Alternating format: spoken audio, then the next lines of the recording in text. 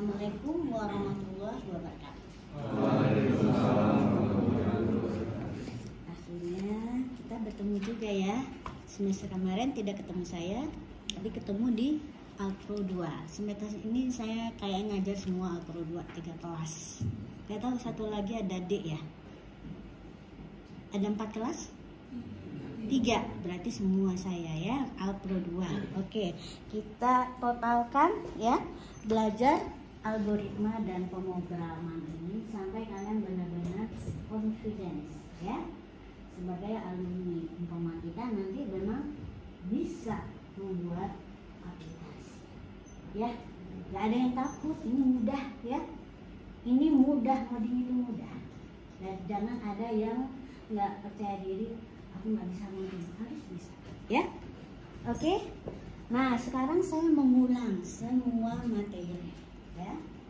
Kalian pernah dikenalkan sama Pak Fajar, ada buku namanya Algoritma dan Pemrograman.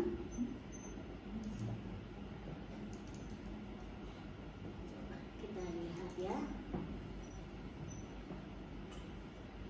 Nah ini buku algoritma ini adalah buku karya kami ya. Pendahuluannya mana ya, halaman judulnya? Gak ada ya, bagian depan. Coba lihat dulu. Ini kalau buku baru ya, yang edisi terakhir itu, sambil nunggu ya. Ditulis ya, kami berdua, Pak Rinaldi Munir itu dosen ITB, sekarang stay ITB, dan yang penulis keduanya saya, ada di buku yang edisi terakhir ya. Oke, nah ini materinya seperti apa? Mungkin sudah lihat ya, kita lihat daftar isinya. Oke, nah mulai dari ya bab pertama ya, kemudian bagaimana notasi algoritma, struktur algoritma, tujuan algoritma, bedanya algoritma dengan memprogram itu apa, kemudian perkenalan dengan ya bagian elemen terpenting dari sebuah algoritma atau program itu ada terdiri dari 2 bagian, ada mengelola data dan ada mengelola instruksinya. Nah, bagian mengelola instruksinya itu yang disebut dengan algoritma. Nah, untuk memahami data, oh ya, satu lagi, setelah algoritma kan kita coding. Nah, untuk coding itu butuh bahasa pemrograman. Dulu kami masih belajarnya dengan Pascal dan C. Sekarang kalian dengan Java. Sebetulnya sudah saya suka juga. Gimana kalau kita pakai Python ya? Ternyata belum siap. Udah nanti ya. Mulai nanti. Kenapa Python ini penting? Karena sebagian besar sekarang sudah pakai Python, apalagi untuk yang AI ya. Library-nya banyak untuk pengembangan yang aplikasi untuk AI ini. Kemudian, nah awal-awal yang saya perkenalkan kalau ngajar algoritma itu kan biasanya tentang data. Itu apa? Ada istilahnya tipe data. Kemudian nanti kita juga belajar dalam tipe data itu, dia ada berbagai macam tipe data dasar yang pasti ada di dalam setiap bahasa pemrograman. Kenapa ada dalam bahasa pemrograman? Karena data seperti itulah yang kita olah sehari-hari. Apa sih itu? Ada data bilangan itu ada bulat, ada tidak bulat. Tidak bulat di sini istilahnya real. Kemudian ada karakter, ada string. String ini sebetulnya karakter, tapi dia himpunan karakter ya dengan panjang tertentu. Kemudian ada yang sangat penting yang di sini kalian baru mungkin mengenal ya. Ini adalah tipe data penting di dalam pemrograman, yaitu logik. Ya, seperti apa itu data logik? Emangnya ada sehari-hari di tipe data yang langsung tipenya data logik? Gak ada kan ya? Tipe data logik kan true dan false.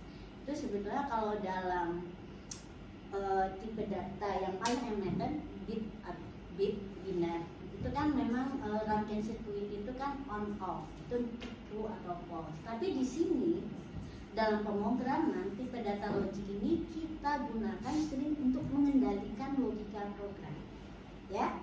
Jadi tidak ada nanti tipe data yang kita olah tuh langsung dia logik ya, yang kita manipulasi, tetapi dia kita gunakan sebagai variabel bantu untuk mengendalikan program. Apa aja itu? Ketika ada struktur pencabangan atau struktur pengulangan, ya, ingat ya, pencabangan dan pengulangan di sanalah butuh yang tipe data logik, karena harus jelas ini mengulangnya kemana, mengulang lagi atau tidak, bercabang kemana, itu tergantung pada nilai yang dihasilkan dari logik itu true atau false. Nah, itu dia tipe data dasar. Ini nggak dingin ya? Nggak apa-apa, mungkin hangat. Terus ada lagi yang kalian juga sempat pelajari, namanya tipe bentukan. Inilah tipe dasar, bisa bentukan ini tipe dasar. Dia tetap nilainya seperti tipe data dasar, logik, bulat, real, karakter, string, yang masing-masing itu nanti sebagai variabel dia akan menyimpan hanya satu nilai. Dan ini kita sebut dengan tipe data dasar yang diberi nama baru. Misalnya bisa aja kita iseng bilangan bulat ya, int kan, kalau di Java kita kasih nama lain misalnya bulat, bisa ya, itu ada cara. Nah, yang penting di sini tipe data bentukan ini adalah tipe bentukan yang terstruktur, di mana nanti kita punya suatu tipe data dan tipe data baru yang kita bentuk, yang di sana dia tidak hanya menyimpan satu nilai, tetapi lebih dari satu nilai. Apa saja itu? Contohnya record. Udah belajar? Record belum? Benar nih, record belum belajar. Lupa kali ya? Atau kelewat? Nah, record itu contohnya begini. Kalian kan mahasiswa, ya? Waktu mendaftar ada berkas yang kalian sampaikan, ya. Kemudian kalian dikasih apa? NRP, ya, benar. Nah, berarti data pendaftaran kalian itu sebagai mahasiswa baru itu kan tidak hanya satu ya. Pertama ada NRP, lalu nama, apalagi kira-kira, tanggal lahir dan sebagainya. Nah, agar mudah ya, record ini fungsinya untuk membungkus ya, data yang banyak itu dibungkus jadi satu, disebut sebagai record. Gunanya apa? Untuk memudahkan pengelolaan, jadi nggak terpecah-pecah, dia menjadi banyak variabel. Karena kalau variabel yang bertipe data dasar, dia satu saat hanya bisa menyimpan satu nilai. Ini sekaligus kumpulan. Nanti saya lihatkan ya. Berarti ini belum ya sama sekali, benar? Belum? Nah, terus ada tipe data lain, namanya array. Nah, array ini dia juga sekaligus bisa menyimpan banyak nilai. Contohnya apa? Contohnya sebuah lemari yang punya banyak laci, di mana setiap laci bisa menyimpan data yang bertipe sama. Jadi untuk setiap laci itu datanya tipenya sama. Jadi array ini adalah ibarat lemari yang punya banyak laci. Nah, untuk menunjuk, tolong ambilkan data di alamatnya. Nah, itu nanti tinggal dengan nomornya. Kalau di array itu nanti istilahnya adalah indeks. Ya. Jadi dengan demikian ini juga cara membungkus data juga, tapi syaratnya tipe datanya sama untuk set. Jadi dia banyak elemen, setiap elemen punya tipe data yang sama. Jadi kalau integer semua harus integer. Ya, beda tadi dengan record. Record itu adalah membungkus data dari satu objek. Objeknya tadi apa? Mahasiswa. mahasiswa. Nah, apa yang banyak? Yang banyak adalah data yang disimpan. Kita sebut misalnya dengan atribut atau dalam database itu adalah field. Fieldnya yang banyak ya. Misalnya tadi apa? NRP, nama. Ini tipenya bisa beda-beda ya. NRP contohnya, tipenya apa? String. Nama? String. Tanggal lahir? Harusnya tipenya date ya. Tanggal. Terus apa lagi? Misalnya tinggi badan, integer. Kayak gitu ya.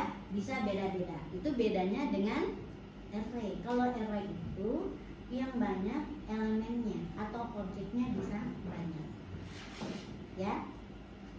Dia adalah kontainer atau tempat menyimpan banyak objek, tapi setiap objeknya itu ditempatkan pada slot yang berbeda dan setiap objek itu tipenya harus sama.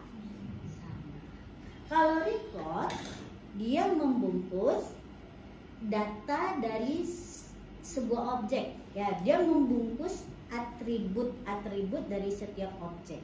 Dari satu objek ya. Yang banyak apa? Atribut. Setiap atribut boleh tipenya berbeda. Itu ya. Oke. Nah, itu yang diajarkan nih di AP1 ya. Macam-macam mengenalkan istilah tipe data. Lalu sebetulnya di dalam pemrograman data itu disimpan di variabel, bisa konstanta juga ya. Nah, kenapa harus tipe data? Nah, variabel itu kita harus tahu atau deklarasikan tipe data. Jadi bisa pakai tipe data yang sudah disediakan langsung oleh bahasa pemrograman ya, atau tipe data dasar ini. Bisa juga dengan kita bentuk menjadi tipe data baru. Ya, kalau di Java membentuk tipe data baru itu caranya bagaimana? Dengan menjadikan dia sebagai suatu kelas yang baru. Ya, melalui kelas baru. Oke, setelah pengenalan variabel dan tipe data dan konstanta selesai, kita baru masuk ke pemrograman. Nah, struktur dari suatu program ya sudah dikenalkan dahulu ya, di mana ada judul algoritmanya, kemudian bagian deklarasi data, dan baru bagian ke program. Oke, saya contohkan di sini karena kita sudah mulai belajar dahulu ya, jadi lebih enak. Oke, contohnya seperti ini ya. Saya masuk yang pertama. Nah, ini kan contoh program ya. Kalau kita pakai Java ya, kalau algoritmanya sih sederhana ya. Nah ya. Kalau algoritmanya sebetulnya ini menurut kalian ada datanya tidak? Ada datanya? Tidak ada, benar ya? Ini tidak ada data. Ini hanya ada satu instruksi untuk menuliskan pesan ke layar. Ini belum nggak ada datanya. Nah, jadi suatu program biasanya terdiri dengan ada judul programnya, ya. Kemudian kalau di Java itu harus semua dibungkus dalam kelas. Tapi ingat ya, ini kelas ini hanya untuk membungkus program, tetapi di sini dia bukanlah tipe data baru, ya, karena nggak ada pendefinisian yang terlihat dia sebagai suatu record atau tipe data baru. Ini hanyalah satu programnya ini, ya, program utama, kemudian diletakkan semua. Kalau di Java itu harus ada dalam suatu kelas, ya. Oke. Jadi ini hanya satu instruksi, yaitu apa? Menuliskan hello ke layar. Nah, gitu kan? Tanpa data. Nah, sekarang kita lihat kan fungsi data. Kalau ini kita 100 kali eksekusi, tampilannya pasti ini terus, ya kan? Nah, sekarang kita mau tukar nih. Kita tidak ingin hanya hello world ya. Sebetulnya hello world ini kalau kita belajar bahasa pemrograman baru, mulailah dengan hello world. Karena ini sintak bahasa paling sederhana.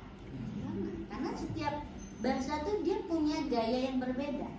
Cara menampilkan pesan, cara mendeklarasikan variabel, cara menamakan tipe data dan sebagainya. Dia berbeda-beda. Jadi kalau kita bisa mulai dengan hello world terus jalan, kita pasti senang. Ya kan? Satu program kita belajar bahasa pemrograman baru, terus jalan ya. Walaupun cuma hello world kita udah senang. Oh, berarti udah bisa nih dipakai. Ya. Compilernya udah oke, programnya udah bisa jalan. Karena kan ada error-error yang kita nggak tahu. Nah, kalau ini udah bisa jalan, terus kita mulai lagi dengan mencoba mendeklarasikan suatu data. Karena setiap bahasa sekali lagi gayanya akan berbeda. Nih contohnya nih. Kalau ini namanya bisa variabel, bisa konstan. Kalau di Java itu caranya sama, bedanya antara variabel dan konstanta. Kalau ini adalah konstanta, nilainya diinisialisasi di awal dan nggak akan diubah-ubah. Kalau dia variabel, ini juga caranya sama. Dia boleh diinisialisasi dengan nilai awal, bisa juga tidak, ya itu variabel. Dan nilainya biasanya dimanipulasi atau diubah di dalam program. Nah, kalau seperti ini apa yang tampil? Ini adalah cikal bakal kita belajar membuat program kita lebih fleksibel. Di sini fleksibelnya apa? Dari nama yang ditampilkan. Nah, karena kita jadikan konstanta, walaupun kita sudah berusaha membuat dia fleksibel, akhirnya dia tetap akan tertulis hello. Namanya tergantung nama yang diberi nilai A. Ya, tapi setidaknya ini udah lebih fleksibel ya, karena kalau berubah kita tinggal mengubah di inisialisasi. Misalnya ini saya ganti dengan nama.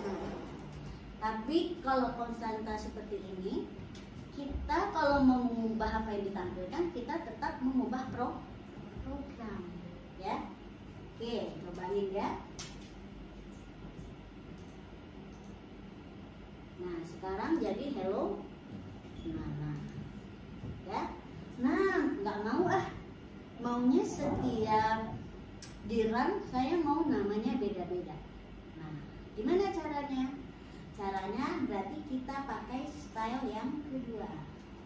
Nah, ini lebih rumit sedikit, ya. Mulai ada perintah untuk apa? Tadi kan cuman baru mengenalkan cara deklarasi variabel dan cara menampilkan nilai dari satu variabel. Kalau sekarang ada yang rumit nih sedikit, ya. Cara kita menginput nih nilai, ya. Ini nggak hanya nama nih, banyak banget ya. Oke. Di sini versi yang kedua ini, ya. Kita coba membaca sebuah nilai. Oke, saya coba dulu ya, yang sederhana aja, nama saja dulu. Oke, berarti mulai dari sini, cara komen ya, ini sampai dengan sini, saya komen dulu, kemudian ini juga sampai dengan sini di komen. Oke, mana ya? Nama mana ya? Menampilkan nama. Oh, ini sampai sini ya. Oke, terus di sini ditutup lagi.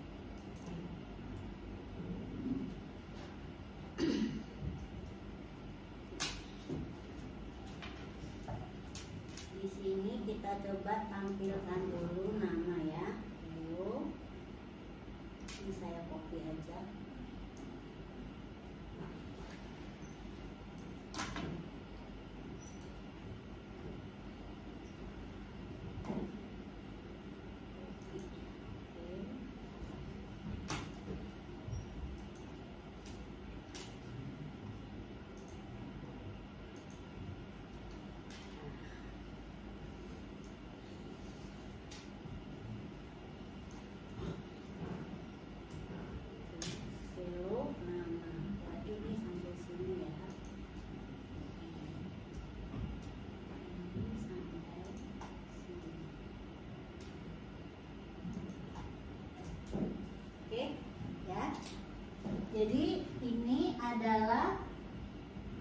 cara kita membuat ya nama yang ditampilkan berbeda-beda. Kalau kalian membuat program di mana data itu kita ingin fleksibel, maka data itu harus dijadikan data input. Ya, jangan diberi nilainya di dalam program.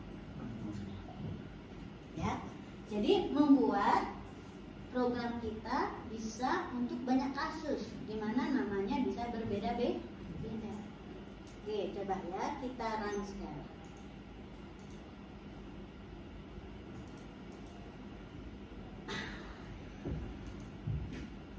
Oh, kenapa error? Nah, ini kan salah satu yang kita harus percaya diri kan adalah ini, ya, yaitu bisa memperbaiki program yang salah. Oke, ini salahnya di sini ya. Ini sudah berarti ini salah. Ini kelebihan. Oke, coba kita run.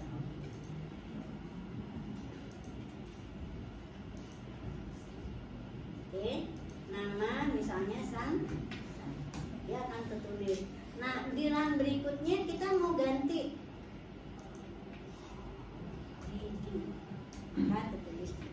Ini contohnya ya, Bu, bagaimana program kita sefleksibel mungkin, sebanyak mungkin, sesuai dengan keperluannya. Data yang harusnya berubah-ubah, kita jadikan dia sebagai data yang diinput, ya.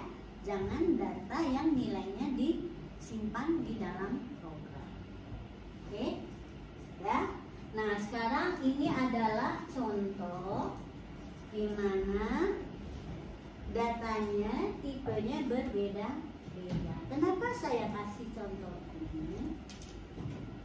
Karena ya, coba perhatikan di Java itu perbedaannya dengan mungkin dia akan berbeda. Ini ciri khasnya Java dan C, ya, bahwa dengan untuk tipe data yang berbeda, cara membacanya berbeda fungsinya, ya.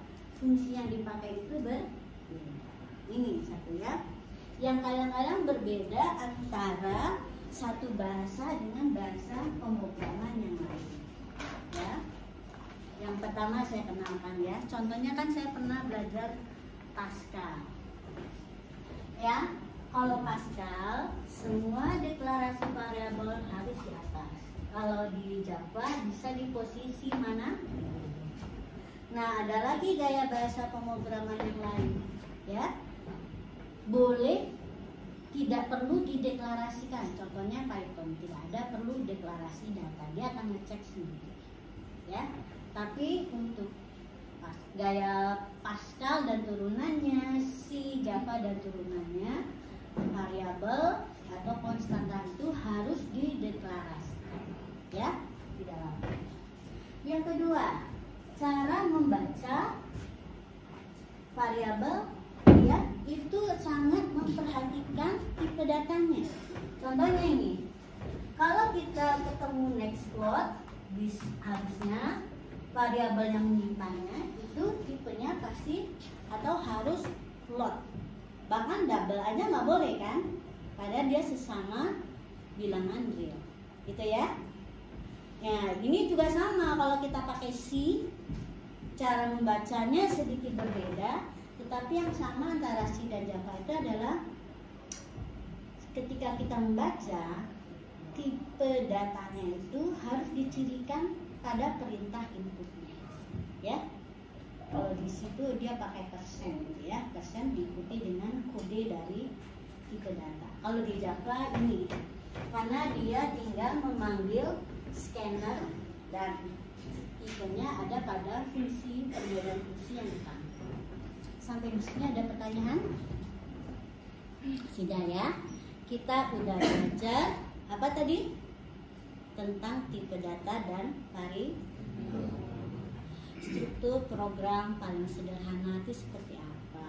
Lalu perintah yang paling basic ya yang berhubungan dengan pengolahan data, yaitu apa? Perintah input dan output. Oke, udah selesai kan? Gak ada pertanyaan, udah bisa. Nah, sekarang kita masuk lagi nih kepada bagaimana membentuk suatu instruksi ya di dalam algoritma atau program. Ini elemen paling dasar ya. Instruksi ini adalah selain instruksi input output, sifatnya dia akan memanipulasi data. Memanipulasi itu atau apa?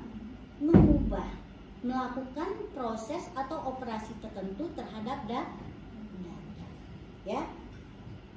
Sehingga misalnya kalau kita inti komputasinya ada di sini, ya, memanipulasi data. Dan lewat apa? Lewat suatu ekspresi. Ekspresi apa? Bisa ekspresi matematika, bisa juga ada ditambah, dikendalikan dengan ekspresi logik. Apa itu ekspresi? Ekspresi apa? Nah, coba kita lihat ya. Makanya di buku saya, ya, di buku kami itu ekspresi itu menjadi penting dijelaskan, ya.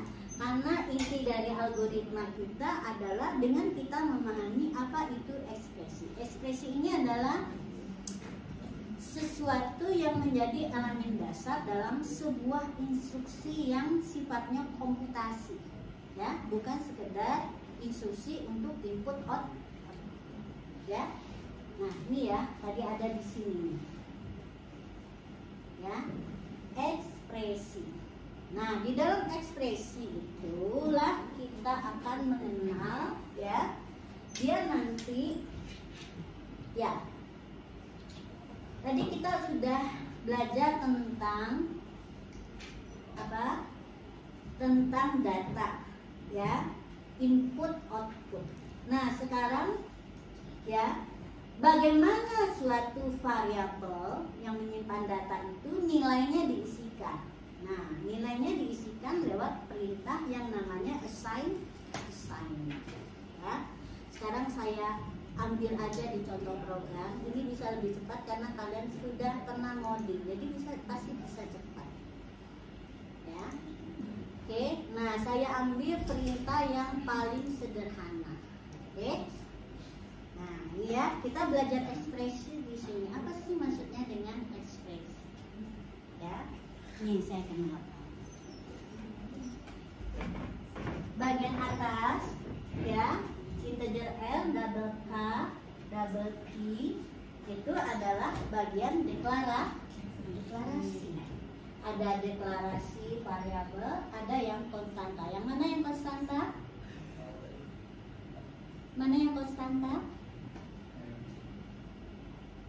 Jangan ragu-ragu. Pi.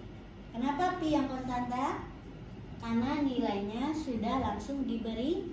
Nah, kebetulan ini adalah konstanta untuk menghitung yang berhubungan dengan lingkaran. Dia memang adalah konstanta. Jadi strukturnya sama ya. Deklarasi data, kemudian ada perintah input. Perintah input ini pasti adalah meminta nilai atau meminta user untuk memasukkan nilai dari data yang akan kita manipulasi lewat instruksi. Nah, ini ya. Dua berikutnya, K sama dengan 2πr, 2 sama dengan Pi kali R. Itu semua kita sebut dengan instruksi yang jenisnya assignment. Yaitu apa? Menyimpan nilai. Ya, tandanya pakai apa itu? Sama dengan ya. Nah, ada dua jenis di sini. Double P sama dengan 3.14 itu juga sebetulnya assignment ya, walaupun dia terletak pada bagian deklarasi data. Karena apa? Fungsinya memberi nilai, sama dia menyimpan nilai ke suatu variabel. Ya. Nah, cuman bedanya sebelah kanannya langsung nilainya. Nah, yang kedua ini 2 kali kali PR, itulah yang kita sebut sebagai ekspresi. Ya, jadi assignment ini bisa dua ya. Ada yang langsung menyimpan nilai, ada yang menyimpan nilai hasil dari suatu ekspresi. Oke? Tanpa instruksi yang sifatnya manipulasi seperti ini, tidak terlalu disinilah gunanya komputasi dari komputer itu ya. Komputasi itu karena adanya ini ya, manipulasi terhadap data. Apa yang dimanipulasi di sini? Ini atau di komputasi itu kita menghitung nilai K, didapat dari apa? Dari nilai variabel yang lain yang kita operasikan lewat operator. Jadi di sini ekspresi tadi dia adalah susunan dari apa? Operan dan operator yang menghasilkan sebuah nilai. Nah, yang operan itu bisa berupa nilai atau konstanta, bisa juga berupa variabel. Nah, yang memanipulasi atau mengoperasikan itu apa? Operator itu. Operatornya apa? Nah, tergantung kalau ekspresi matematik, maka operatornya semua operator matematik. Apa aja itu? Tambah, kali, kurang, bagi, dan sebagainya. Gitu ya? Oke, paham ya? Jadi di sini kita sudah dapat nih pembentuk ya algoritma ya. Pertama, bisa instruksi IO. Yang kedua, bisa instruksi assignment ya, assignment atau menyimpan nih. Nah, assignment ini ada yang sederhana, langsung menyimpan nilai. Sebelah kanannya nilai langsung disimpan ke variabel sebelah kiri. Yang sebelah kiri harus variabel ya, karena variabel ini sifatnya untuk menyimpan nih. Nah, yang sebelah kanan bisa berupa ekspresi. Syaratnya apa? Satu lagi perhatikan. Hasil dari ekspresi tipenya harus sama dengan tipe dari variabel sebelah kiri. Nggak boleh sebelah kiri misalnya luas kita deklarasikan sebagai string, terus yang sebelah kanan itu kan hasilnya pasti bilangan. Nggak boleh itu ya. Oke, ingat kiri dan kanan tipenya harus sama. Bahkan mungkin nggak akan dia ingatkan kalau kirinya adalah bilangan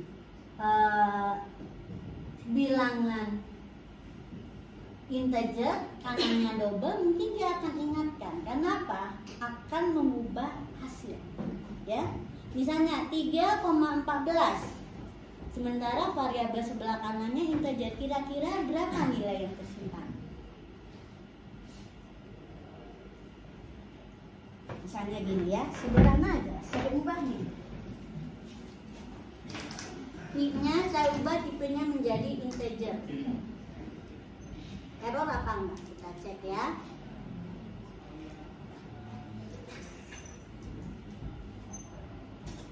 Tuh, langsung error ya. Ini Java nih masih oke ya.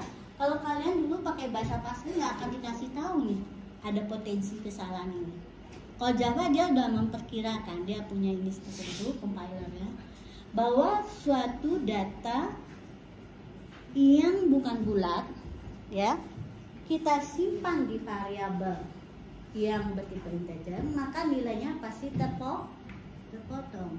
Akibatnya apa? Hasil komputasinya menjadi tidak benar ya. Oke.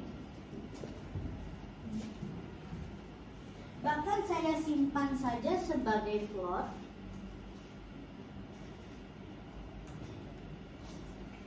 dia juga masih salah, padahal sama-sama bilangan.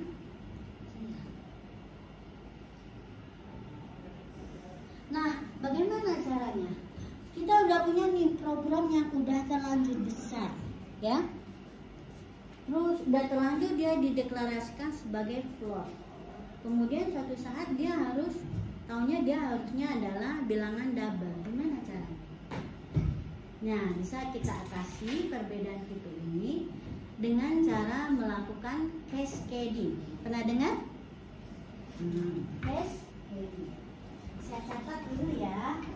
Nanti jangan lupa nih, kalau program kalian udah canggih nanti ini harus tahu, ya. Apalagi banyak bermain dengan komputasi matematik, ya. Seperti apa cascading itu? Kita coba.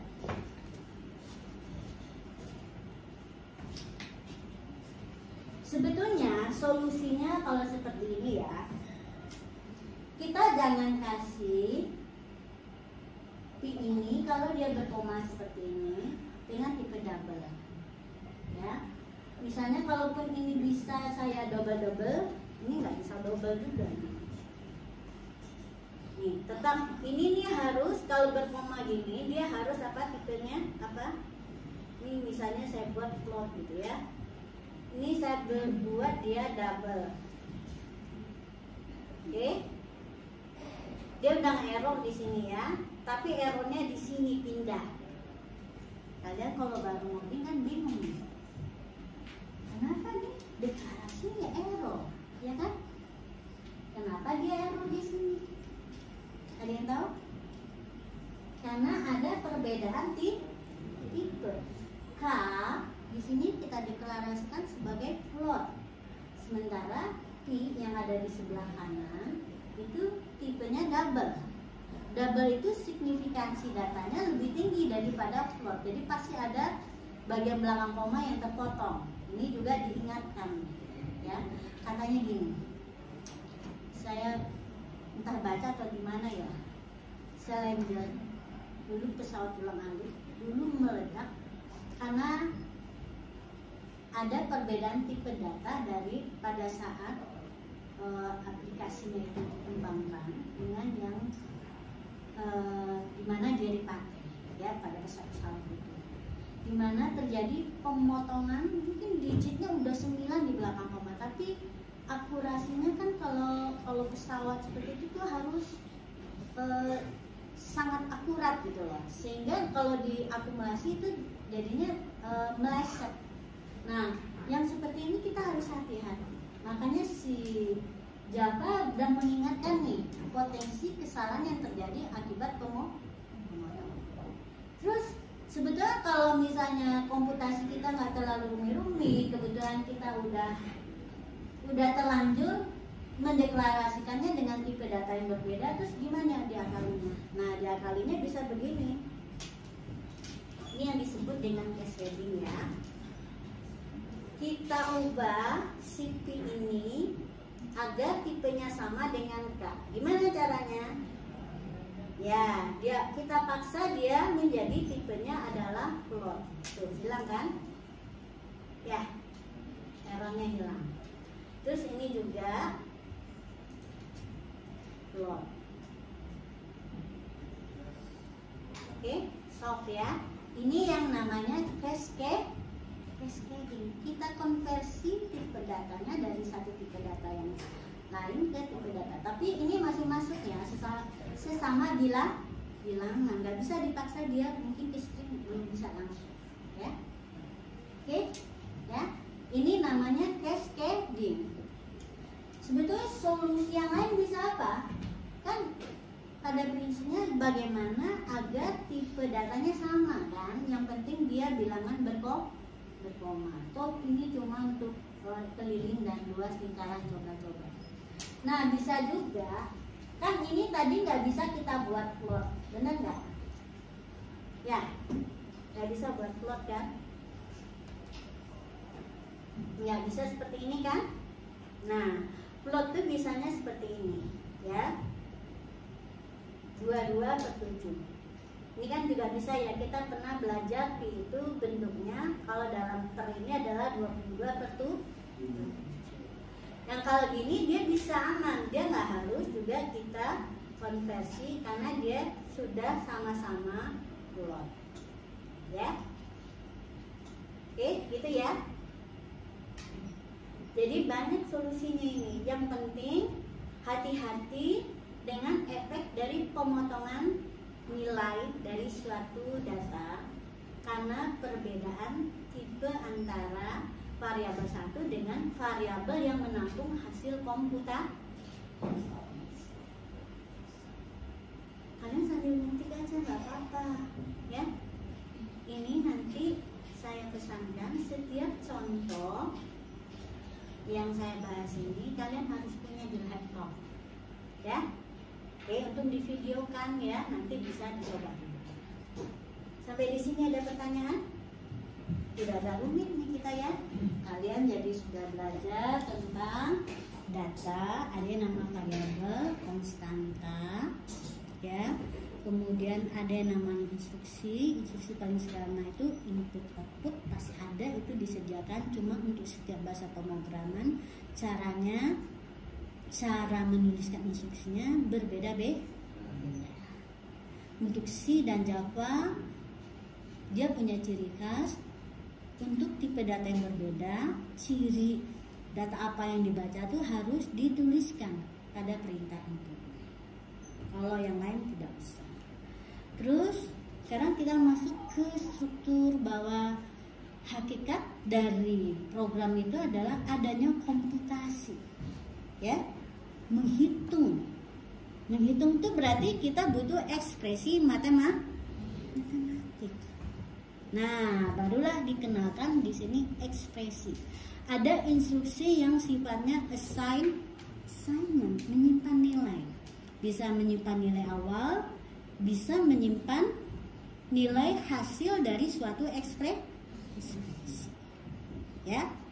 Jadi variabel itu adalah sifatnya menampung, bisa menampung nilai yang diassign langsung atau nilai yang didapatkan hasil dari komputasi. Ya. Oke.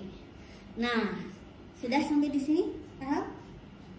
Nah, algoritma itu adalah bagaimana kita menyusun langkah-langkah, ya.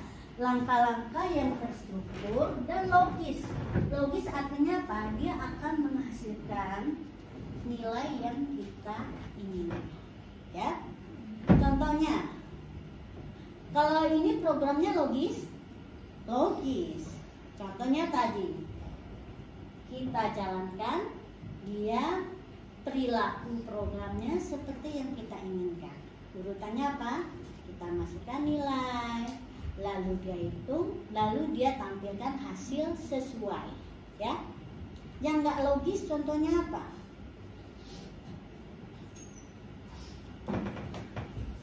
Yang nggak logis, pertama, ya, nggak ada perintah inputnya. Contohnya ini ya. Yang nggak logis, contoh yang nggak logis di program itu seperti ini. Ini jadi nggak logis. Kenapa jadi nggak logis? Kalau kita buat seperti itu, kenapa jadi nggak logis? Ini si Java ini ngasih tahu salah, tapi dia memang nggak logis. Nggak logisnya kenapa? Dia nggak salah di bagian deklarasi ya, tapi salahnya di mana sekarang? Kenapa salahnya di bagian instruksi yang dua ini? Nggak logisnya apa? Nah ini ingat ya, ingat bahwa suatu variabel ya yang ada di bagian ekspresi yang kita hitung, dia nilainya sudah harus terdefinisi.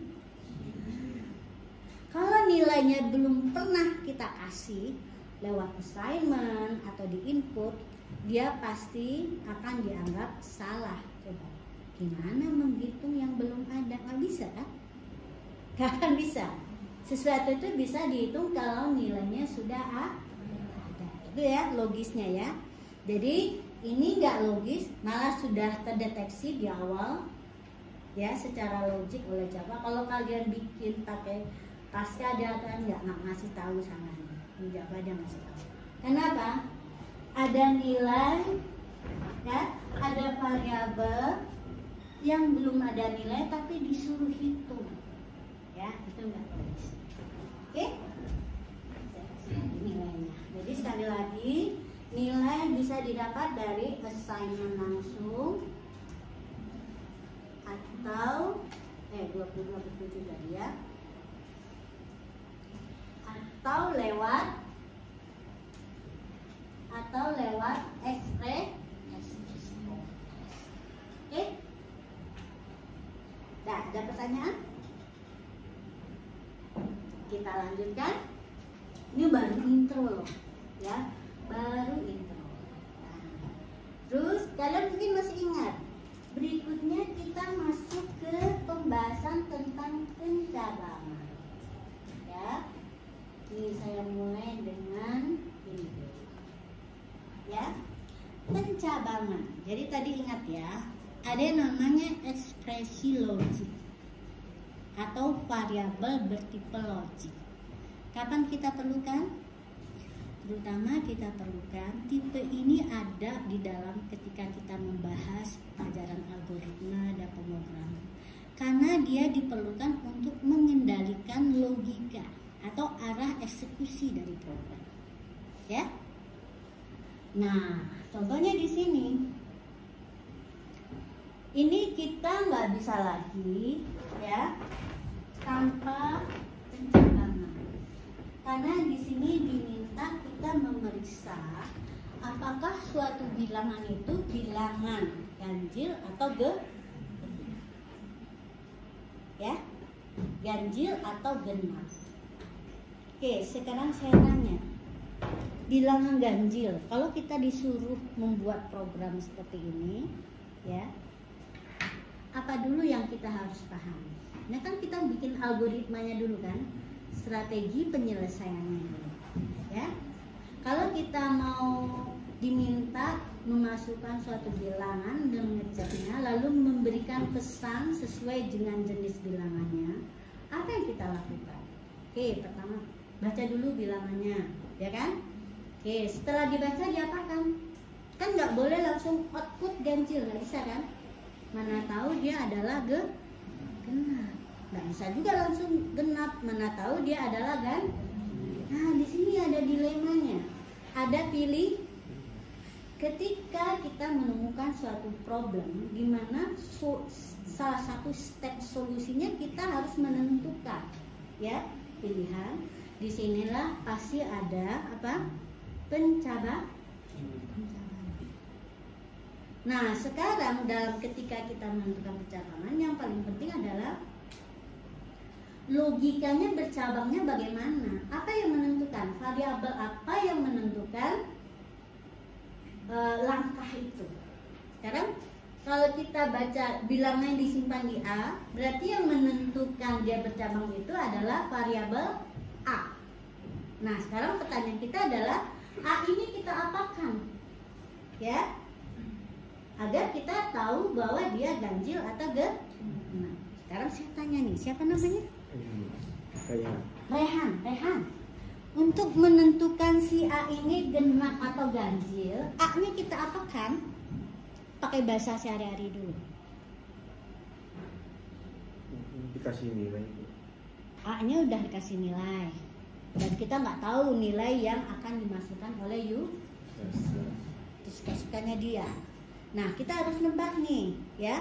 Bukan nebak sih, menghitung, mengkalkulasi nilai apa yang dia masuk sehingga kita tahu nilai itu genap atau ganjil, ya. Sekarang genap dan ganjil itu ditentukan dari apa? Apakah dibagi 4? Nah, pasti di sini kita butuh ekspresi. Nah, ganjil genap awalnya itu adalah ekspresi matematik dulu. Kita apakan? Nah, ekspresi matematik, ingat ya, operatornya bisa kali, bisa bagi, bisa tambah, kurang, bisa juga ada apa? Pembagian genap atau mendapatkan sisa pembagian bilangan. Pembagian bilangan atau sisa pembagian bilangan ganjil, bilangan integer. Misalnya pembagian bilangan integer ini 3/2, ya. Jika dia disimpan di bilangan integer, maka hasilnya berapa? 3/2. Hasil pembagian bulat. 3 bagi 2 berapa? 1. Jangan ragu ya. Tapi kalau pembagian bilangan real 3 bagi 2 hasilnya 1/1. Nah, tapi kalau pembagian bulat 3 bagi 2 itu 1. Lalu biasanya pembagian bilangan ini ya bulat ini nanti ada biasanya disediakan di bahasa pemrograman untuk mengecek hasil atau sisa pembagian. Sisa pembagian 3 dengan 2 berapa? 1. Sisa pembagian 8 dengan 3? 8 bagi 3 berapa? 2. Ya. Sisanya? 2. Betulah. Sisa pembagian 7 dengan 3? 1. Ya, jangan ragu-ragu ya. Jadi kita bisa memanfaatkan apa? Operator sisa pembagi. Nah, di Java operator sisa pembagian itu adalah persen. Biasanya dikenal dengan mod. Kalau kita mau lihat misalnya jangan-jangan pakai itu beda lagi namanya. Cek aja ya, namanya modulus. Modulus itu adalah operasi mendapatkan sisa suatu pembagian bilangan dengan bilangan yang lain. Misalnya nih 6 bagi 5 bulat, hasilnya berapa? Atau 7 bagi 5 dengan pembagian bulat, hasilnya berapa? 7 bagi 5, yang bulatnya berapa hasil baginya? 1, sisanya 2. Gitu ya. Oke. Nah, ini nanti banyak manfaatnya bagi persen ya. Terus di sini ada suatu operator logik nih. Itu bukan sama dengan mengisi nilai ya. Bukan mengisi nilai ya. Buktinya apa? Sebelah kiri sama dengan itu bentuknya bukan variabel. Ya. Tapi ekspresi. Nggak mungkin kalau dia assignment sebelah kirinya adalah ekspresi. Ya, ini adalah operasi membandingkan nilai sebelah kiri sama dengan yang sama dengannya 2 itu dengan yang sebelah kanan. Nah, semua operator pembandingan itu termasuk apa? Operator yang biasanya digunakan dalam ekspresi logik. Jadi ini adalah ekspresi logik ya. Tandanya apa? Ada sebuah operator logik. Jadi kalau kalian mendapatkan sebuah ekspresi seperti itu, ada ekspresi matematik, terus ketemu ada ekspresi logik, ya, berarti itu pasti ekspresi logik. Lalu yang dikerjakan oleh bahasa pemrograman yang mana dulu yang dieksekusi? Dia akan menyelesaikan dulu ekspresi matematik. Sehingga dapatlah dia sebuah nilai yang akan dibandingkan dengan yang sebelah kanan. Gitu ya. Oke, operator logik itu prioritas eksekusinya paling rendah. Artinya apa? Dia akan dikerjakan paling terakhir dalam deretan ekspresi. Oke, kita coba kan.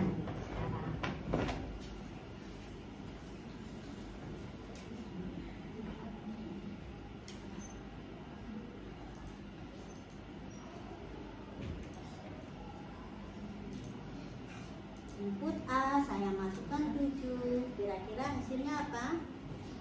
Ganjil. Benar ya? Oke, kenapa pakai tambah 30? Nggak usah ya. Ini cuma untuk menyontohkan kalau ya, sambungan dari output itu kalau banyak pakai apa? Penyambungnya adalah tambah ya. Nah, di sini saya sengaja menambahkan ya satu ekspresi terakhir ya ada menampilkan selesai. Untuk menunjukkan begini, ya. Logika programnya adalah kalau ketemu pencabangan dengan if dia periksa ekspresi. Ekspresi logik dia akan menghasilkan true atau false. Nah, jika true dia akan mengerjakan instruksi atau blok instruksi sebelum else, ya. Itu namanya bagian then. Tapi kalau di Java then-nya nggak ditulis, ya. Oke. Dan itu kan kalau bahasa Inggris artinya kemudian, gitu kan. Oke. Lalu kalau salah atau false yang dikerjakan adalah yang di bagian else. Nah, setelah itu dia kembali ke sifat sekuensialnya, mengerjakan instruksi pertama setelah perintah else yang terakhir.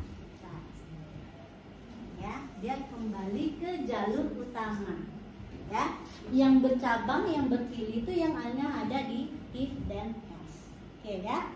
Jadi sifat program itu sebetulnya sekuensial, ya. Tapi kalau ada ketemu pencabangan, baru instruksi yang ada di pencabang itu akan dipilih apakah mengerjakan bagian then atau bagian else. Ya.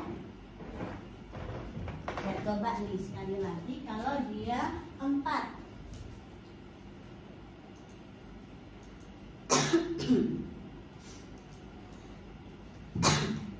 Nah, berarti yang dikerjakan yang di bagian then, ya, sekarang. Karena dia menampilkan ke. Oke, sekarang kita masuk ke sini. Ya. Apa ini? Kalian udah belajar kan ya? Switch dan case ini juga suatu bentuk pencabangan. Instruksi pencabangan. Tetapi terutama kita pakai ini kalau alternatifnya banyak banget, ya. Nah, kalau dia, ya, kalau memungkinkan sebetulnya program kita lebih rapi, lebih simple, mudah dibaca, mudah dikoreksi kalau salah, kalau bentuknya case ini, ya. Tetapi tidak semua pencabangan memungkinkan kita pakai case, ya, switch case. Kapan kita bisa pakai switch case ini? Pertama, ya, satu-satunya yang menentukan alternatif itu adalah nilai dari suatu variabel. Nggak boleh lebih dari 2 kondisi, ya. Yang menentukan hanya nilai dari suatu variabel tertentu. Terus ada nih syarat yang kedua, variabel tersebut harus bertipe yang mempunyai keterurutan. Contohnya apa? Integer, karakter, logik. Jadi kalau tipenya string nggak bisa, ya. Misalnya nama kan string, ya. Kalau yang bikin pakai case nggak bisa. Kenapa? Akan terlalu kompleks, terlalu banyak alternatif. Ya, makanya nggak dimungkinkan. Akan dicek tuh. Begitu tipenya adalah string, pasti nggak bisa pakai switch. Terus yang kedua apa? Bilangan real juga nggak bisa, ya, karena alternatifnya terlalu banyak. Setelah 1,2 berapa? Bisa 1,21, bisa 1,211, ya, banyak banget, jadi nggak bisa. Jadi ya itu ya, yang mempunyai keterurutan. Nah, bentuk case itu seperti ini, ya. Switch di dalamnya harus ketemu variabel. Syaratnya variabelnya udah ada nilainya, ya, jangan lupa. Sesuatu yang kita periksa itu harus sudah ada nilainya. Terus, nah di sini kita ingat bahwa jumlah hari dalam satu bulan itu ada 4 jenis. Yang pertama apa? Jumlah harinya yang 31. Ditentukan oleh apa ini? Oleh kode bulan, ya. Kode bulan itu 1 sampai dengan 12. Di sini yang diminta nanti adalah nama bulan dan jumlah hari. Ya, nggak rumit. Kalau jumlah hari aja bisa nih 31. Berarti ini untuk setiap case ada yang dikerjakan yang unik. Apa yang unik? Memberi nama bu. Tapi ada yang disatukan apa? Jumlah hari. Kenapa boleh jumlah hari ditaruh terakhir? Artinya nilai jumlahnya itu tidak sama, ya, jumlah hari yang terakhir. Oke, nanti kita cek ini logikanya benar atau tidak. Terus kalau jadi dia nggak harus urut nilainya. Logika si Java-nya gini ya, dia akan case 1. Kalau nilai bulannya 1, dia kasih nama Januari, ya. Terus dia akan meriksa yang berikutnya. Ini nanti saya khawatir dia ketimpa nih. Kita lihat ya, apakah dia tetap mempertahankan nama bulannya atau dia berubah, ya. Karena dia akan ngecek lagi. Dia akan berhenti mengecek ke case berikutnya kalau sudah ketemu break, ya. Oke, sudah ketemu break, dia berhenti. Langsung keluar dari cache dan mengerjakan perintah setelah tutup blok switch-nya, ya. Oke, kita coba ya. Jadi kalau dia belum ketemu nilainya yang cocok, ya, dia akan terus meriksa, ya. Kalau sudah ada yang cocok, ditutup break, dia langsung keluar, ya. Oke, kita cobakan. Saya cobakan dulu. Menurut kalian ini hasilnya akan benar atau salah? Logis nggak nanti hasilnya? Artinya kalau bulan 1 nanti nama bulannya Januari, jumlah harinya 31.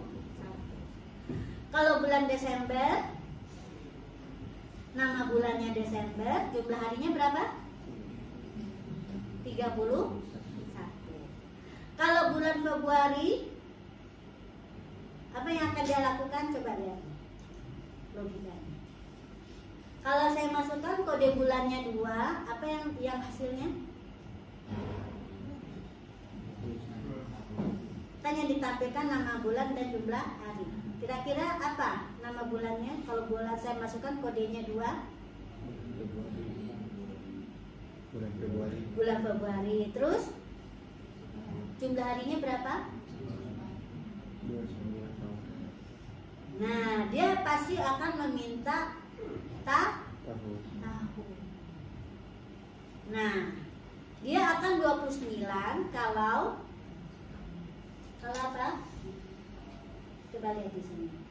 Kalau tahunnya bagaimana? Persen 4, artinya tahunnya Siapa tahun? kelipatan 4, ya. Karena ini dibagi hasil baginya 0 ya, berarti kita ngecek yang kelipatan 4. Kalau di sini hasil baginya tidak sama dengan 0, berarti dia tidak habis dibagi 4. Kalau tidak habis dibagi 4, harusnya JH-nya yang 28 itu di sini. L-nya 29. Gitu ya. Oke, kita coba run, benar nggak ini nih? Saya khawatir soal nama ya, nama bulannya yang salah. Saya masukkan kode bulannya Januari, ya, 31. Nah, kok 1? Nah, kan? Saya sudah duga nih pasti salah. Apa? 1 adalah Desember. Kenapa coba? 1 adalah Desember. Kan udah dikasih tuh di atas, kan 1 tuh Januari. Ingat. Nah, ini yang perlu kita perhatikan, logika cara compiler mengeksekusi. Nah, compiler Java itu kerjanya gini, kan untuk yang switch ini ya. Tadi saya bilang case 1 ya. Kalau case 1 kan nggak ada break ya, dia akan terusin. Jadi yang tadi nama udah Januari, dia periksa lagi di case 3. Terus karena ini dia masuk juga, si namanya dia ubah menjadi apa?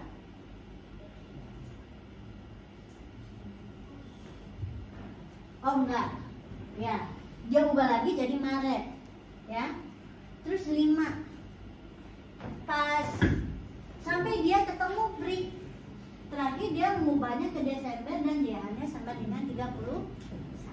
Kita coba lagi nih yang Maret, ya. Jadi dia mengerjakan instruksi di setiap case itu kecuali sampai dia ketemu. Kita coba yang 3 ya.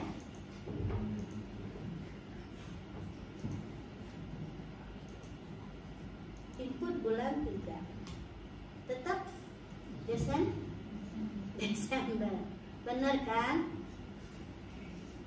Kalau mau kita cobain di sini ya. Kita cek nih bener nggak dia mengerjakan case 1, 2, 3 sampai dia berhenti di 12 yang ada triknya. Diapakan? Kita outputkan aja ya. Kita kasih pesan outputnya di sini. Gitu ya cara kita ngecek apa sih kesalahan logik yang kita nggak ngerti di mana salahnya gitu loh. Menurut logika kita udah benar tapi masih salah. Nah kalian rajin-rajin aja menuliskan pesan seperti ini ya, buat ngecek apa sih yang terjadi, apakah dia memang masuk nih ke setiap case ini ya. Kita cobakan ya. Ini yang kita output cukup namanya aja ya. Nah print line ya. Oke, kita cobakan ya, apakah dia benar masuk ke setiap ini.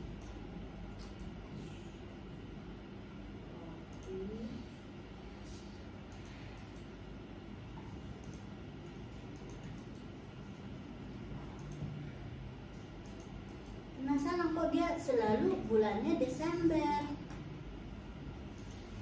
Nah kalau belajar mode itu semakin sering kita menemukan logika yang gak masuk di akal kita ya, tapi memang begitu ternyata logikanya eksekusinya.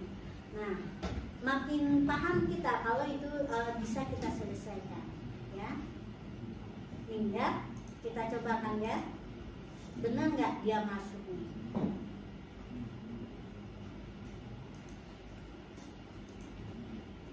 Kode bulan 1 tuh kan, apa saya bilang, dia masuk ke setiap case sampai ketemu break dan mengerjakan apa yang ada perintah di dalam setiap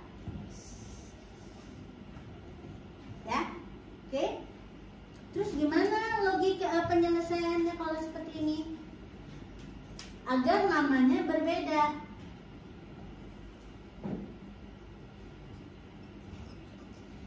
Agar namanya berbeda ya, terpaksa apa? Bikin lagi switch yang baru. Pisahkan antara memberi nilai bulan dengan mengecek jumlah hari. Solusinya gitu ya. Coba kalian ubah ini di rumah sehingga hasilnya jadi jadikan 2 switch yang berbeda ya. Oke, ada pertanyaan? Kan? Nah ada alternatifnya banyak, tapi kita nggak bisa pakai switch. Contoh kasusnya apa? Ya, saya sudah antisipasi semuanya ya.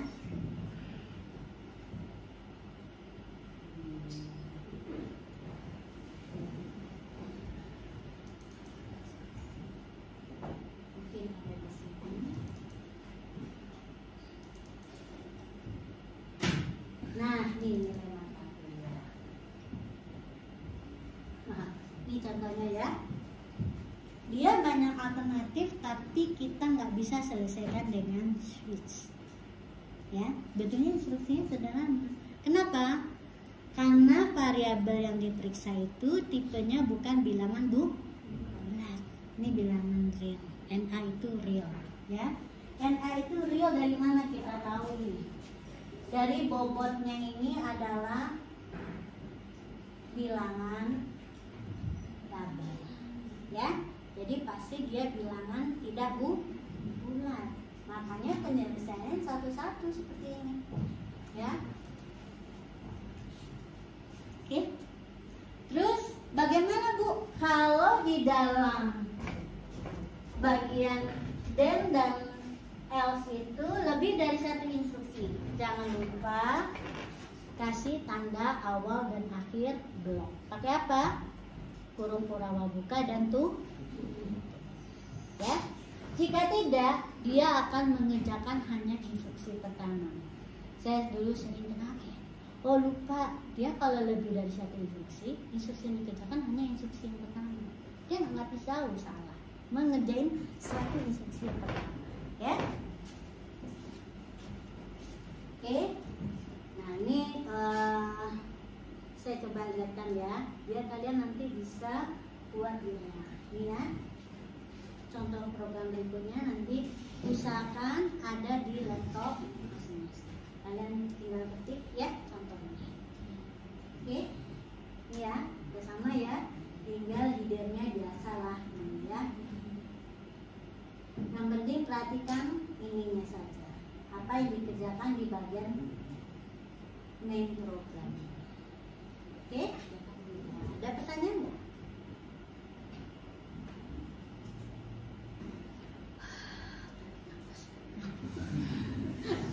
Saya kebut ya pelajaran satu semester, cuman untuk mengingatkan lagi. Kenapa? Semua ini akan kita pakai lagi nanti di AP2.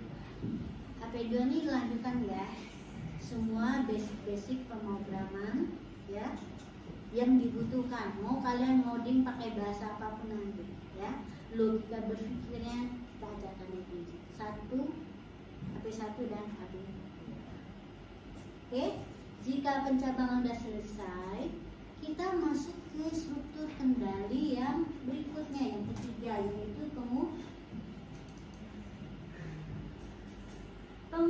Itu intinya adalah kalau ada satu blok instruksi akan dikerjakan ulang, maka aktiflah dia dengan blok instruksi agar misalnya gini, kita nggak harus menuliskan angka 1 itu menjadi 100 instruksi kalau kita butuh 100 angka 1 ya, tapi cukup satu kali output tapi diapit oleh instruksi pengulang.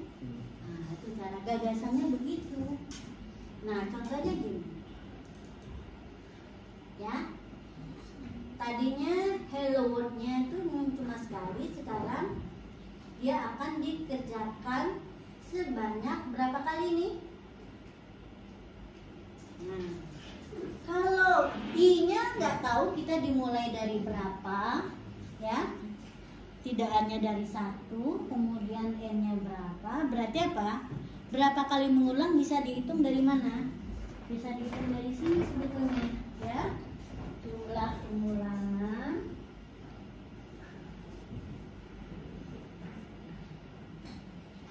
sama dengan batas akhir dikurang nilai awal ditambah contohnya ini, batas akhirnya berapa? N 5. Nilai awalnya berapa? A 3. 5 kurang 3 2 ditambah 1 berarti 3 kali mengulang. Kita buktikan.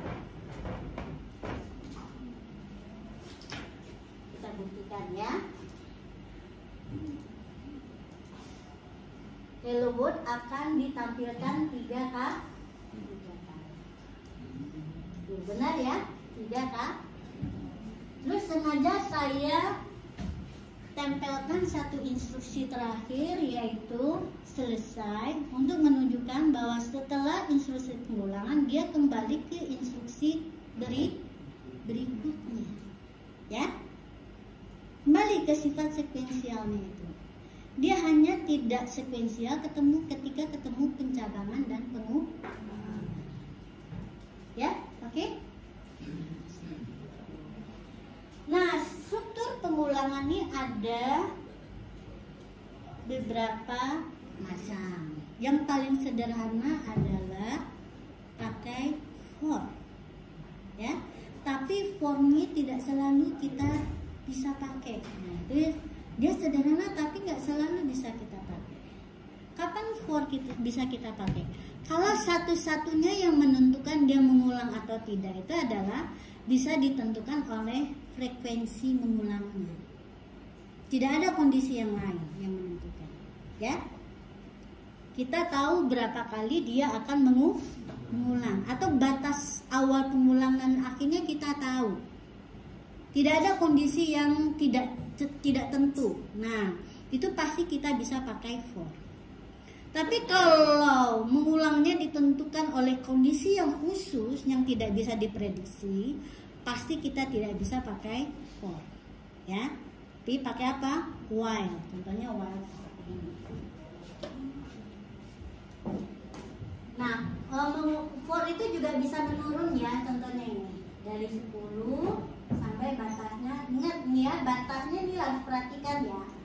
Kalau ini lebih besar, berarti di sini dia batasnya akan lebih kecil. Di sini makanya kita harus pakai besar sama. Kalau tadi kecil dari ya.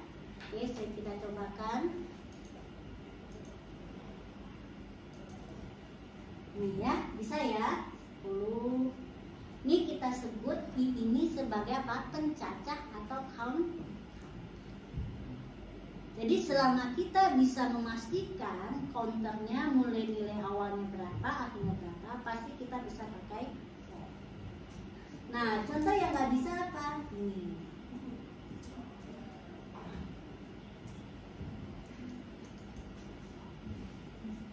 Ini masih bisa ya.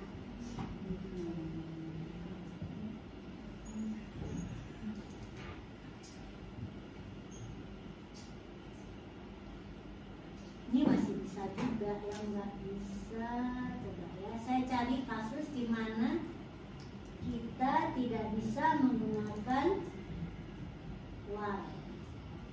Ini nggak ada. Saya coba cari di sini. Pengulangan.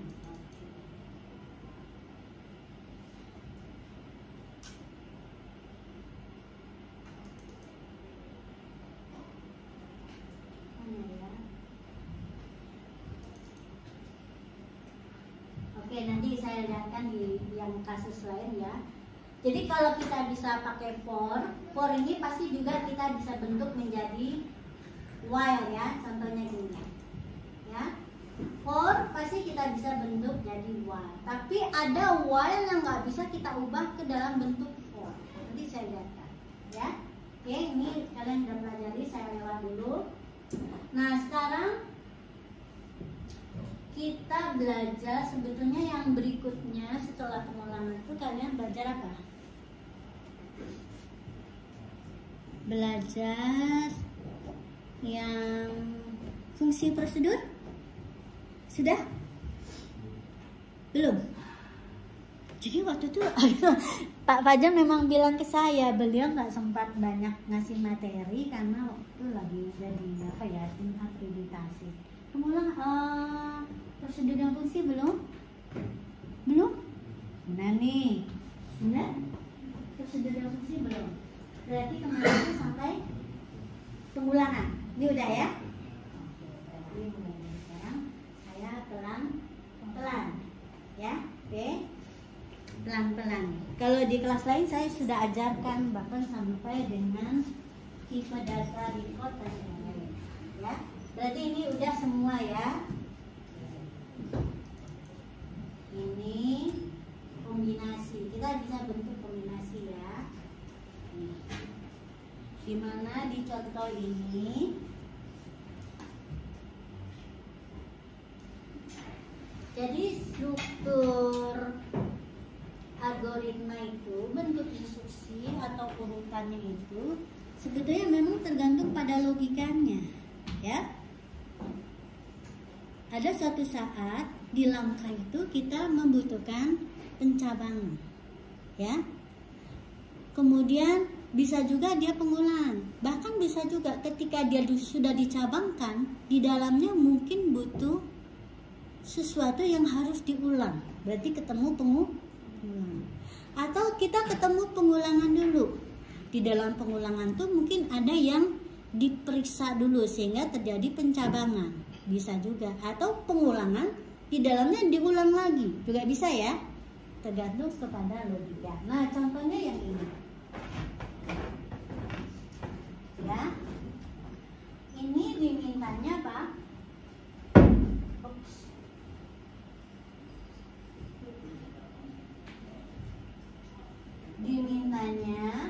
di sini kita diminta menginputkan A. A itu tipenya apa? Inter. Nilainya berapa? Mbak tahu, dibacanya di dalam. Oke ya. Nah, di sini N diberi nilai awal karena dia akan berfungsi sebagai batas akhir dari counter yang dimulai dari 1.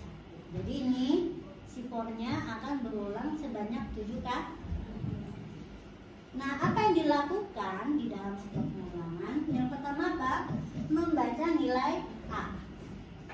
Lalu nilai A-nya diperiksa. Kalau nilainya 1 ditulis 1.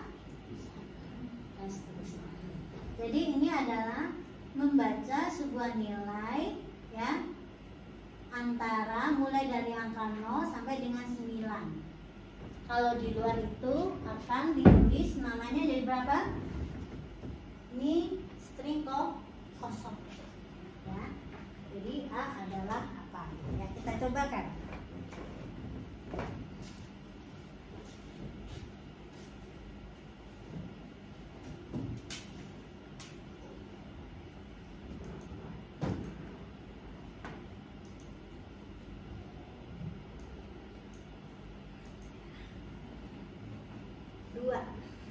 Maka dia adalah 2.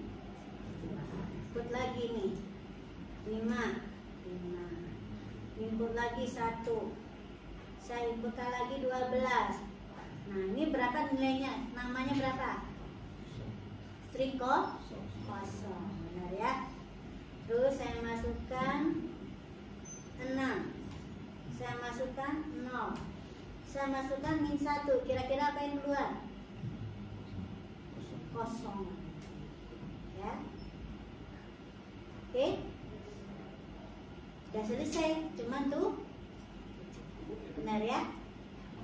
Oke, nah sebetulnya ya kalau kita bikin program kan gitu, biar cepat kita niru pola aja, jangan ngetik dari awal. Contohnya ini adalah memeriksa suatu bilangan. Nah, ini pola ini bisa, dan hasilnya adalah apa? Sebuah string. Nah, ini bisa kalian pakai nih tadi untuk apa? Untuk yang nama bulan. Ya. Paksa dia sampai yang dia masukkannya itu adalah bulannya antara 1 sampai dengan 12. Tapi nggak cocok dengan ini. Tapi ada yang kemiripan, ya. Bisa pakai switch sebetulnya. Nah, ini kenapa nggak pakai switch? Bisa nggak ini pakai switch? Bisa. Kenapa? A-nya adalah bilangan sebetulnya lebih enak pakai switch ya. Oke, kalau pakai switch karena ini case-nya berbeda, jangan lupa akhiri dengan apa? Break. Ya, biar dia nggak bablas ke case berikutnya. Oke, yang berikutnya, nah ini ya, berarti kalian harus mulai dari report nih ya, saya ngajarin. Oke, tarik nafas dulu. Ada yang mau ditanya? Kalian nanti bisa screenshot ya, ini saya pelan-pelankan. Jadi tugas PR-nya banyak nih nanti ya, mengetik lagi apa yang dibahas di sini. Contohnya ini saya contohkan lagi nih ya, ini ada while di dalam while. Nah nih, hello for bersarang. Ini untuk contoh kasus menuliskan bentuk seperti ini ya. 1 baris keduanya nambah, lalu nambah lagi tergantung pada nilai N. Oke, kita cobakan ya. Ini kalau nggak salah ada soal ujiannya ya kemarin.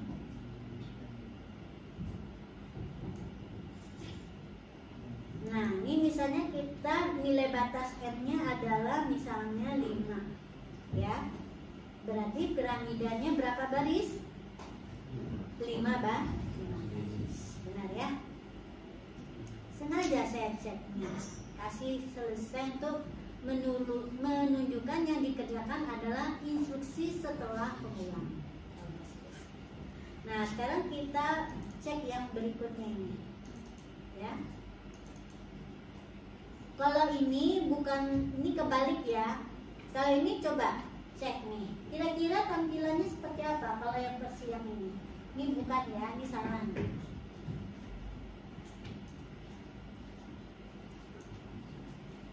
Yang tampilannya seperti apa nih kira-kira? Karena I-nya dimulai dari N, I-nya besar sama dengan 1, I-nya menurun. Berarti kalau kita lihat yang dikerjakan itu ya, jadi gini. Kalau kita ketemu loop yang seperti ini, pengerjaannya gimana sih? Nah, oke ya. Nah, loop ini itu ya. Dia akan mulai dari I sama dengan sana N-nya 3 ya. N sama dengan 3. Mulai I dari 3. Ya. Kemudian akan dicek I besar sama dengan 1. Terus dia mengerjakan J ya. J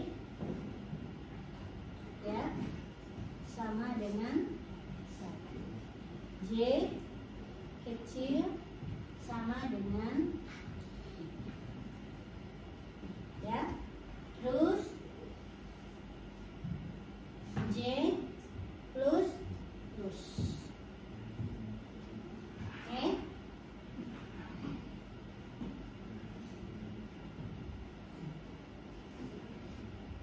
Oh ya, dia ada I minus min. Nah, I minus itu sebenarnya dia kerjakan setelah bagian dalamnya dikerja. Oke, kita coba lagi. Mulai dari I sama dengan 3. Ya. N ya, I-nya dimulai dari 3. 3 besar sama dengan 1. Benar ya? Ingat, ini adalah ekspresi logik. Sementara ini adalah assignment, memberi nih. Nah, jadi I-nya di sini sama dengan 3. Ya. I-nya di sini adalah 3. Terus J-nya, kita baru masuk ke dalam loop ya. J-nya dikasih nilainya berapa? 1. Terus ketemu ekspresi ini kan. Apakah J-nya kecil sama dengan I? Iya. Ya. Lalu apa yang dikerjakan? Saya lupa, ini dulu. Kita geser ya. Tuh ya, berarti yang dikerjakan sekarang masuk ke dalam output ya. Tuh print apa? J ya. Print J kan? Oke, print J. Lalu kalau udah print J kan nggak ada lagi instruksi. Berarti dia akan naik dengan terlebih dahulu menginkremen nilai J. Jadi J plus. Berarti ini tertulis berapa? 1. Ya. 1. Oke, 1 ya. Kemudian J plus. Berarti J-nya menjadi 2. Ya. Apakah dia ke sini? Enggak. Dia kerjakan dulu loop yang bagian dalam sehingga J-nya dimulai di sini 2. Oke. Terus dia bandingkan lagi dengan ini. 2 kecil sama dengan I. I-nya tadi berapa? 3. Berarti oke, di print lagi nih si C. Nah, karena ini print nggak pindah baris, berarti nilainya hasilnya tadi udah ada 1 tampilan kan ya. Tampilan di layarnya atau saya ini nanti layarnya ini tadi 1 gitu kan. Sekarang dia menjadi 1, 2. Oke. Terus J-nya bertambah 1 menjadi 3. Berarti ini 3 ya. Oke. 3 kecil sama dengan I. Tuh. Ya, berarti ini tertulisnya 1, 2, 3. Terus J-nya bertambah 1 menjadi 4. Ini 4 ya. 4 kecil sama dengan I. Tidak, false. Kalau false, kita nggak mengejarkan yang J ya. Enggak. Ya, dia langsung ke instruksi setelah loop yang di dalam itu. Berarti dia mengerjakan apa? Print line. Pindah baris dia. Ya. Tadi 1, 2, 3. Sekarang dia posisi. Ya. Siap untuk menulis posisi berikut. Nggak ada yang ditulis, cuman dia baru pindah baris. Oke, pindah baris. Berarti kita di sini nggak ada instruksi lagi. Ketemu tanda akhir dari loop. Berarti di sini kita mengerjakan apa? Si I-nya dikurang, masuk ke loop yang besarnya, ya. Berarti di sini baru I minus minus, ya. Berarti ini berapa I minus minusnya? Jadi kita mulai lagi di sini. Ya. 2 besar sama dengan 1. Ya. Lalu mulailah lagi kita ke dalam loop yang di dalam dengan memberi lagi nilai awal si J dengan 1. Oke. Lalu J kecil sama dengan I. Ya, J kecil dari 2, maka dia 2. Maka tertulis di sini 1, 2, 3 tadi sudah misal. Terus J-nya plus, J-nya jadi 2. Ini nggak dikerjakan ya, karena masih loop bagian ke sini nih. Berarti 2 kecil sama dengan 2. Berarti ini dikerjakan 1, 2, 3, 1, 2. Ini jadi 3. Oke. J plus 3. Ya, ini 3. Diberi saja kecil sama dengan I. False. Ya kan?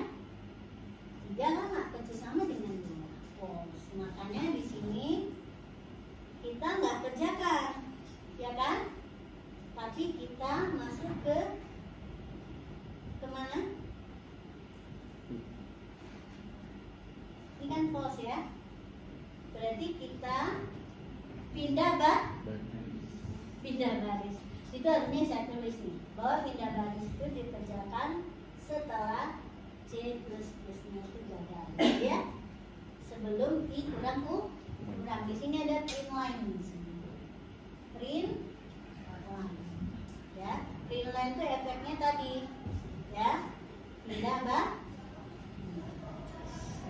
Nah, di sini I-nya berkurang 1 menjadi 1. Ya. 1. Kemudian ini 1. 1 besar sama dengan 1. True. Ya.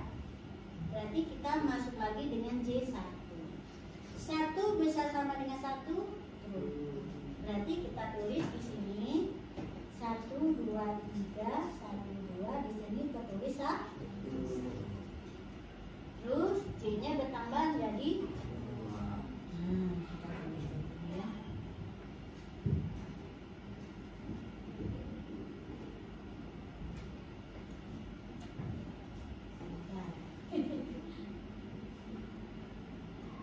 Ya, 1, 2.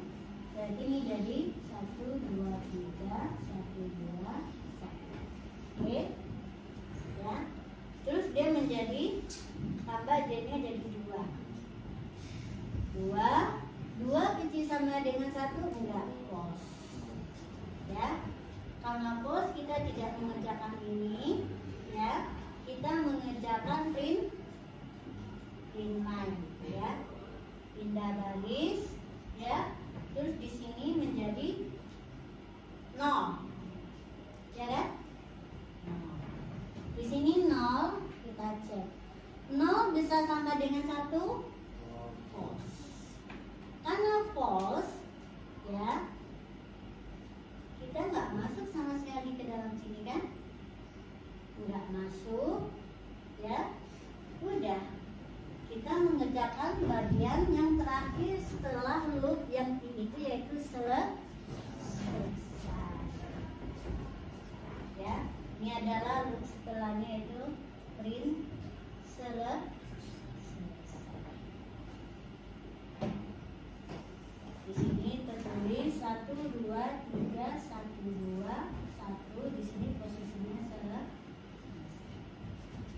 Kenapa di bawah? Karena tadi ada pindah kan? Itu. Jadi program itu dia munculnya bukan random, ya. Dia adalah sesuai dengan instruksi yang kita tulis. Complicatednya di mana itu tadi? Kendali yang kita beri, komputasi, bentuk komputasi yang harus dilakukan oleh program, serta kendali seperti apa yang mau kita berikan agar outputnya seperti yang diharap. Ya, contohnya, ketika kita ubah saja bentuk outputnya jadi 1, 1, 2, 1, 2, 3, kan kendalinya berbeda, ya kan? Nah, itulah permainan logika programnya. Kelihatannya simpel, tapi program itu kalau kalian tahu rumitnya cuma di sini mainnya, ya. Step-step langkahnya gimana? Kalau dia ada ekspresi komputasi matematik, persamaan matematiknya seperti apa yang harus kita lakukan? Apakah itu bisa dilakukan sekaligus atau dipecah-pecah dulu menjadi beberapa step? Ya, contohnya ini. Contoh persamaan matematiknya nggak bisa kita selesaikan sekaligus. Nih contohnya ini. Ya. Ini kan kalau di matematika persamaan kuadrat kan kita disuruh mencari nilai S1 dan S2. Persamaannya udah dikasih. Gampang kan? Min B sama dengan plus minus gitu kan? Akar B kuadrat kurang 4AC per 2A. Min B per 2A gitu kan? Kayak gini kan rumusnya. Ya. Nih, min B per 2A ditambah kurang, ya, akar B kuadrat kurang 4A. Di sini kita lihat ya,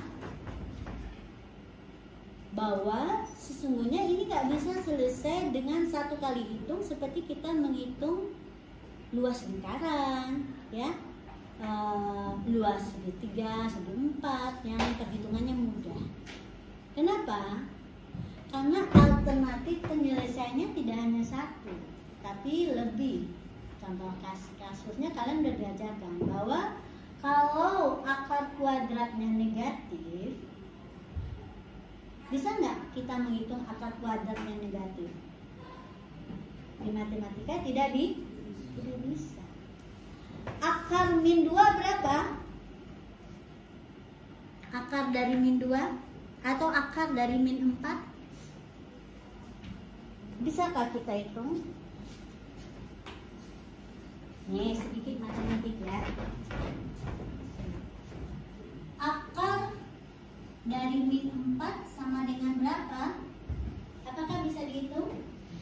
Tidak bisa, bilangan imajiner, ya. Jadi nggak bisa dihitung. Kalau akar 0 juga ada, sama dengan 0. Akar 4 sama dengan 2. Ya. Jadi artinya kita harus hati-hati di sini, nggak boleh langsung menghitung dengan rumus, ya. Min B tambahkan ini lalu tambah SQRT B kuadrat kurang 4AC, nggak bisa, ya. Hitung dulu nilai D-nya untuk menentukan nilai bilangan sebelum dihitung akarnya. ya. Karena ini akan menentukan bagaimana kita menetapkan nilai S1 dan S2. Kalau dia D-nya ini kecil dari 0, maka kita tidak bisa cari karena akarnya di. Kalau ya D-nya sama dengan 0, berarti dia apa? X1-nya pasti sama dengan X2. Cukup salah satu kita cari. Ya. Kalau misalnya ya D-nya besar dari 0, ya berarti nilai S1 dan S2-nya berbeda. Yang satu dia ditambahkan, yang satu dikurang. Gitu ya. Jadi sebetulnya nanti tantangan bagi kalian nanti adalah kalau kalian harus melakukan komputasi yang cukup rumit. Ada suatu objek yang harus dikomputasikan nilai-nilainya. Ya, contohnya apa tuh nanti? Perhitungan matematika, data science tuh banyak ya perhitungan matematiknya. Begitu juga dengan grafik, ya, image, ya, pengolahan data image itu rumit, ya. Nah, di sini kan kalian belajar tuh di matematika informatika banyak tuh bagaimana melakukan komputasi. Contohnya apa nanti? Kalian belajar matriks, kalian belajar graf, itu ada komputasi. Misalnya di graf, kalian belajar bagaimana menentukan ada algoritmanya jalur terpendek. Itu ada komputasi, ya. Contoh yang terpakai itu kan di Google Map itu nih, tapi kan kita nggak tahu, nggak pakai ya aplikasinya sekarang. Bahkan tuh lumayan loh. Belum lagi ngitung kerapatan, ya, kepadatan, jalannya statusnya merah, kuning, hijau, itu ada yang dihitung-hitung itu, ya. Oke, gitu ya. Nah, sekarang kan di AP 1-2 ini kita belajar basicnya, ya. Basic agar kita bisa ngoding, ya. Mengenal dulu ya jenis-jenis instruksinya. Kapan dia perlu digunakan. Kemudian kalau dia membentuk suatu blok instruksi, urutannya bagaimana, ya. Kita stop dulu.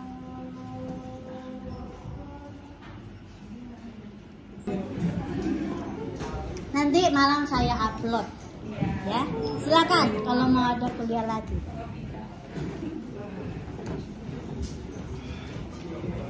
Astaga, tadi nggak kerekam yang terakhir. Enggak, saya ulang, saya liatin aja. Ya, biar kalian nanti lihat ya. Ini direkam, ya, oke. Terus apa lagi yang saya lihatkan tadi? Kan penjelasannya tadi ada. Oh, ini ya. Titik tadi ya, titik. Oke. Kemudian ini titik yang sudah ada dan kursi. Kemudian ada juga jam ya. Jam. Oke.